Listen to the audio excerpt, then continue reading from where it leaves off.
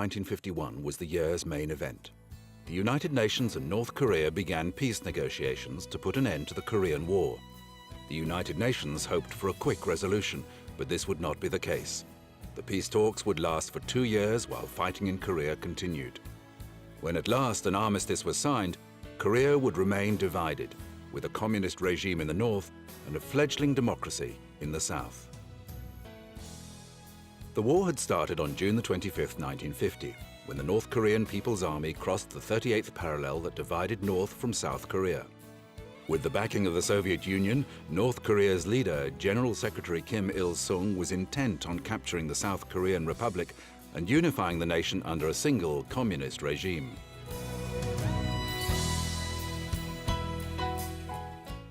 The army advanced rapidly, overwhelming the South Koreans and taking the capital city of Seoul in less than a week. However, North Korea's hopes of a quick surrender by the South evaporated when, with the backing of the United Nations, the United States entered the war. As weapons and troops poured into the South, UN forces pushed the North Korean army back.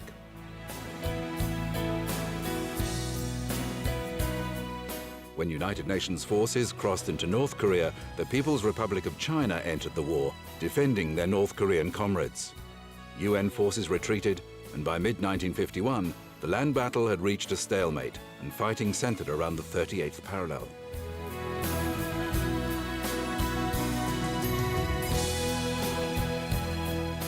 On July 10, 1951, peace negotiations began at Kaesong in central Korea. A major issue of the negotiations was the repatriation of prisoners of war. Tens of thousands of communist prisoners were held in camps on Koje Island off the coast of South Korea.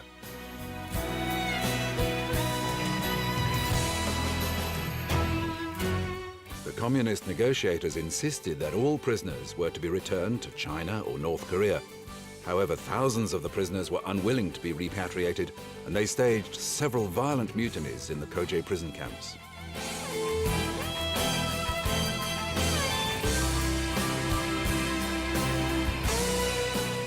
On November 29, 1952, US presidential election candidate Dwight D. Eisenhower fulfilled a campaign promise by going to Korea intent on finding out what could be done to end the conflict.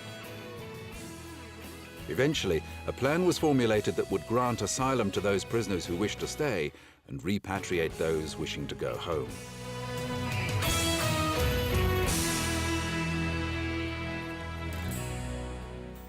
As the negotiations dragged on, war in Korea continued.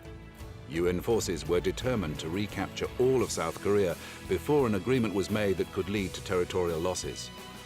Meanwhile, the Chinese were determined to maintain a communist border. On July 27, 1953, after 2 years and 17 days of negotiations, the UN and North Korean leaders signed an armistice. By this time, the front line was set around the 38th parallel, and neither side could claim victory. A demilitarized zone was established along the parallel. It would become one of the world's most heavily armed borders.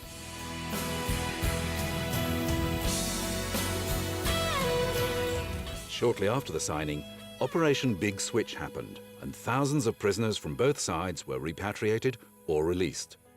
The armies withdrew from fighting positions, and a UN commission was set up to supervise the armistice. The main event of 1951 had ended, but left Korea divided. In the south, the Republic of Korea would grow into a modern democracy, while north of the border, Kim Il-sung's Democratic People's Republic would remain a tightly controlled communist state.